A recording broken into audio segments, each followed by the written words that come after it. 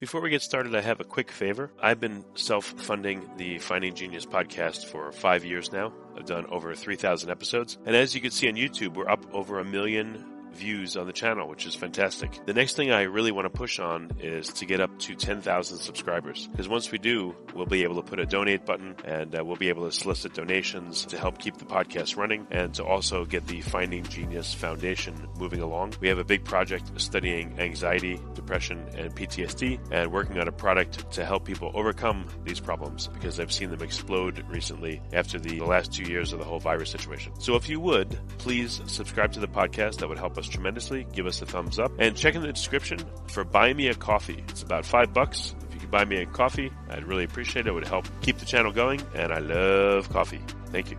Forget frequently asked questions. Common sense, common knowledge, or Google. How about advice from a real genius? 95% of people in any profession are good enough to be qualified and licensed. 5% go above and beyond. They become very good at what they do, but only 0.1% are real geniuses. Richard Jacobs has made it his life's mission to find them for you. He hunts down and interviews geniuses in every field: sleep science, cancer, stem cells, ketogenic diets, and more. Here come the geniuses. This is the Finding Genius Podcast with Richard Jacobs.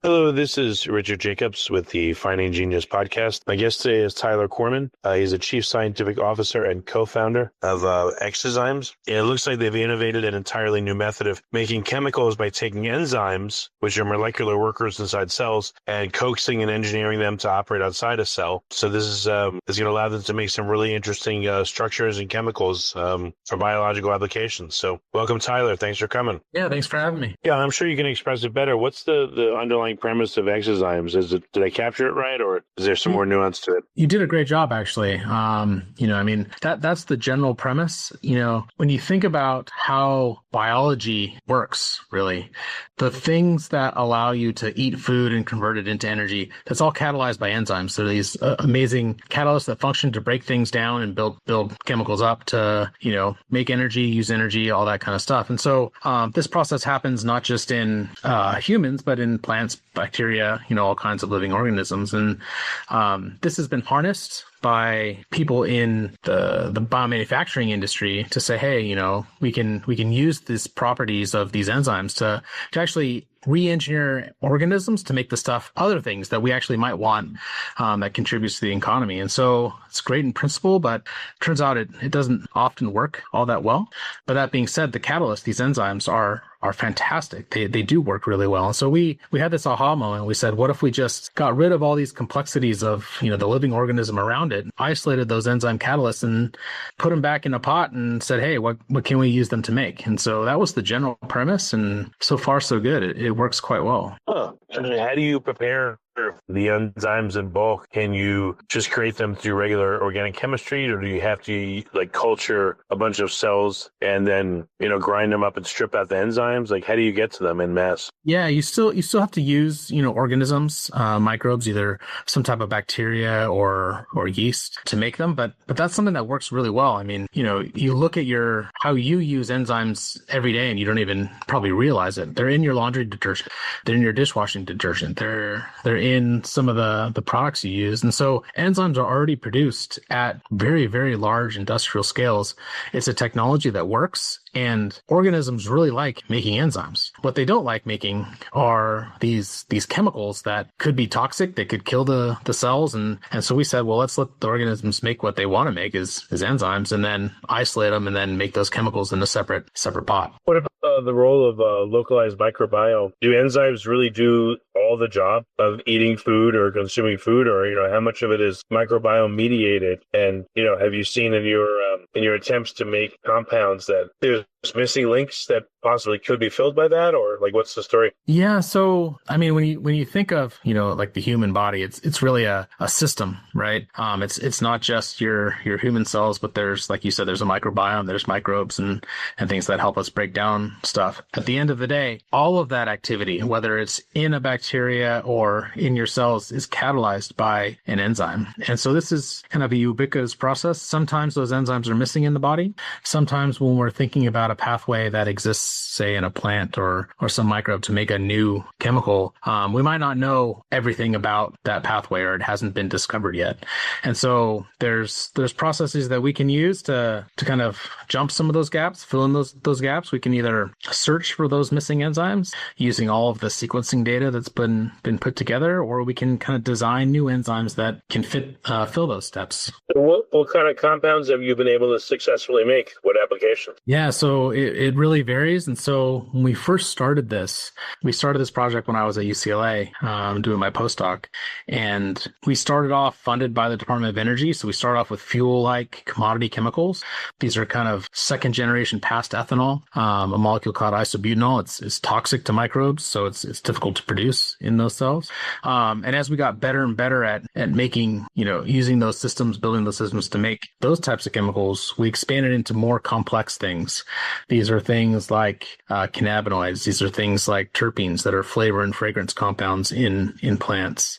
And so we've made a lot of drug-like compounds. And so that's the beauty of biology, is it can be both. It really runs the gamut from very simple, like ethanol, all the way to the very complex, like some of these drug-like molecules that are produced in plants. I thought it would be interesting, what if you had a restaurant and you paired digestive enzyme with all the food, it came on a little plate and you ate them with dinner. And then when, by the time dessert comes, you'd be hungry and you eat some enzymes with that, like lactose or whatever it is. This would be a funny idea, maybe because you're involved in the production of enzymes, you might laugh at it. Yeah. And I mean, enzymes are used in so many different places. There are products out there in the market that actually do that. Like I think Beano, it helps you digest some of those, legume-based compounds, lactate and lactose and the lactate that helps you break down the lactose. So yeah, you're not wrong. Like that's great. And there's other opportunities as well. You can also produce, there's certain molecules that help activate both your cells and the microbiome to allow you to break down, kind of your food and everything much better as well. And so there's opportunities to, maybe it's not an enzyme, maybe it's some other natural product that you kind of eat, like maybe as a supplement on a daily basis that also helps. And so, there are really a lot of opportunities in this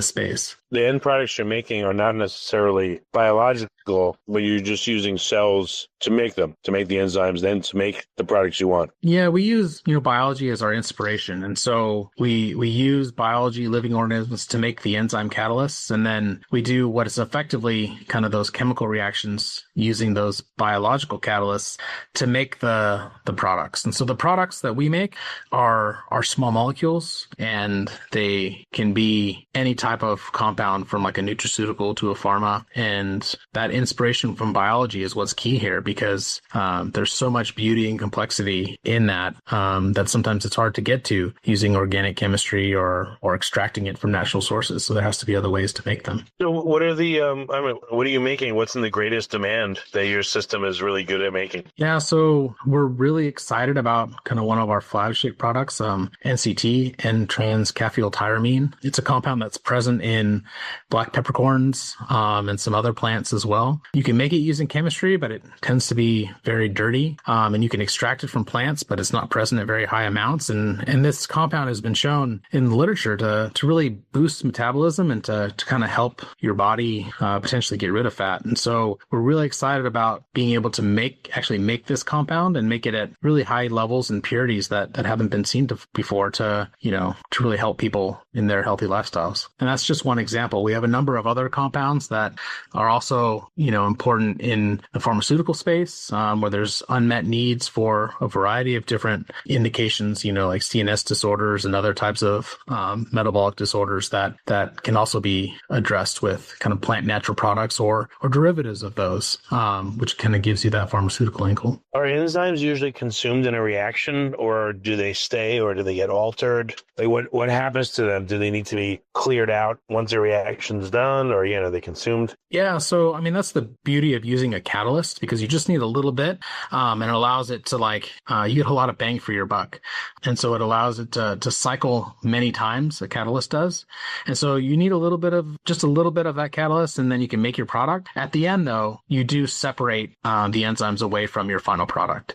And so what you end up, but because of the way that we're doing this, these are really clean input streams. And so you're not adding, a lot of dirty inputs, there's not a lot of side reactions like in chemical reactions. And so your inputs are clean. That means your outputs are going to be clean. And it makes those final products just that much easier to isolate. What happens to the enzymes? Are you able to reconstitute them, or are they good to go for another round? Like, you don't need to produce maybe a large initial amount, but to make this commercially viable, is it? Yeah, it comes down to like a cost question, and there's a lot of different ways that you can address that challenge. I think there's a number of groups that have a couple different strategies. There's some I like better than others, but really at the end of the day, if you can use those enzymes for a longer period of time, that's similar to like recycling, like what you were suggesting, being able to reuse. And so I like that approach better right now. I think it's an open question for how much you actually have to do, because if you just need a small amount of this catalyst from a cost perspective,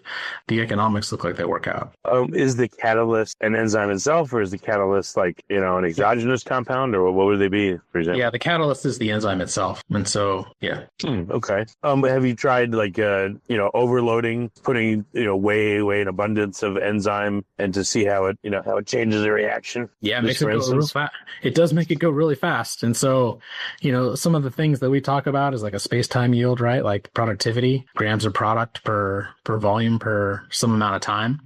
And so, the more product you can make in a shorter amount of time, your economics get better. You can do that by either engineering those enzymes to be faster or by using more enzyme. And so you might do that, initially. But that's also the beauty of our approach, this cell-free or eXoZyme approach, as we call it, because you really have total control over the entire reaction environment, which is different than when you're trying to use or ferment, an organism to do the whole thing all at once. So we think it's a really different approach and really useful in a lot of different cases. Well, how close are the normal products produced by cells to what you can make with your extracellular, method? Yeah, they're exactly the same. So the molecules that we make are, biologically derived. So the NCT that we make is 100% identical to the NCT made in the peppercorn. The beauty of it is we can make the natural product, but, in the case of some other plant natural products, you make the product that's made in the plant. But if you just change your inputs a little bit, and this, again, is the beauty of, our process, you have complete control. So you can vary the inputs just a little, and now you get to new analogs that,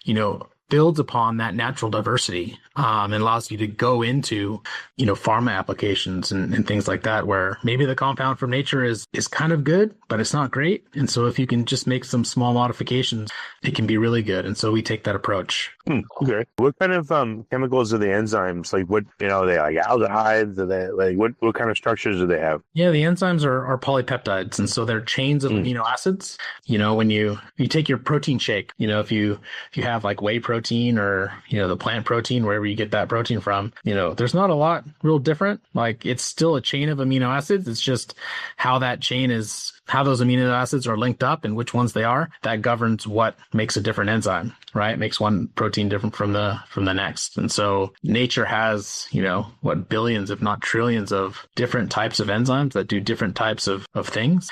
And a lot of that is known. We've been able to, the whole genomic era where you've been able to sequence, know the DNA of all these different types of organisms. Once you know that DNA sequence, a lot of times you can then know what the actual resulting protein or enzyme sequence is. And so that's pretty much all the knowledge you need to move forward and start putting these enzyme pathways together.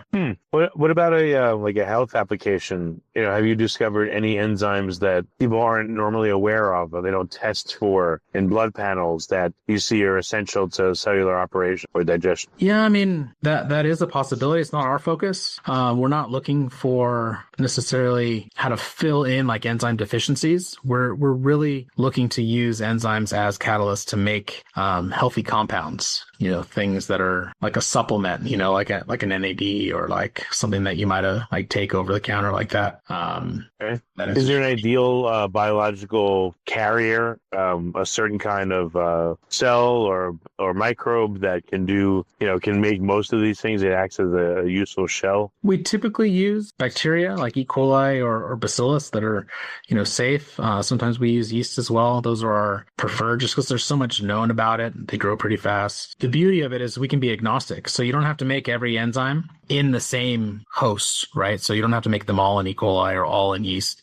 If you're trying to link all the steps together inside of a cell, which is your traditional synthetic biology approach, then they all have to work in that given organism. With our approach, you kind of uncouple that requirement. And so it leads to some efficiencies that compared to that other process. Okay. Well, I don't know, what applications are you now considering?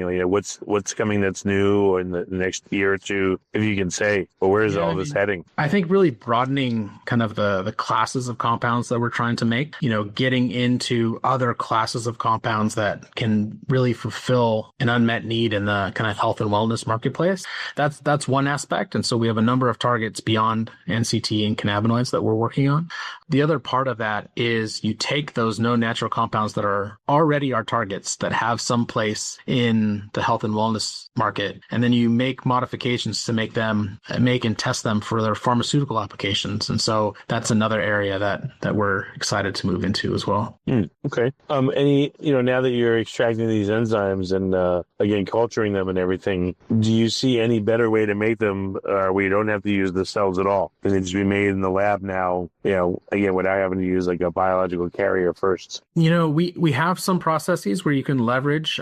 It's like a cell-free protein synthesis. It kind of uses the insides of an organism. Basically, you basically make the whole extract. It's really powerful for screening. So it allows you to engineer enzymes really fast. There's a cost challenge with that approach to actually use it to make the enzymes. And so we use it a lot for screening and high throughput processes as opposed to production. So what's the best way for people to keep tabs on the work and to follow what's going on? Yeah, you can go to our website, www.eXoZymes.com. We also have a pretty healthy kind of post and LinkedIn presence. There's a lot of PR. Our VP of Communications, Lastly, does a great job with pushing out content. We have our own kind of internal podcast that hopefully will be hitting the ground soon at a certain point. We've recorded some content. Really goes into kind of the history of, from a cell-free perspective, where we started, how we got onto this journey, and kind of the experience of being in a startup and going from, that academic setting to this biotech industrial complex, which is wild. It's really gone through some crazy changes over the past, 10 or 15 years. And so, yeah, there's a fair amount of information out there. Yeah, I encourage you to visit our website and find us on LinkedIn. Okay. Well, very good, Tyler. Thanks so much for coming on the podcast and explaining all this. Thanks for having me. If you like this podcast, please click the link in the description to subscribe and review us on iTunes. You've been listening to the Finding Genius podcast with Richard Jacobs. If you like what you hear, be sure to review and subscribe to the Finding Genius podcast on iTunes or wherever you listen to podcasts. And want to be smarter than everybody else? Become a premium member at findinggeniuspodcast.com. This podcast is for information only. No advice of any kind is being given. Any action you take or don't take as a result of listening is your sole responsibility. Consult professionals when advice is needed.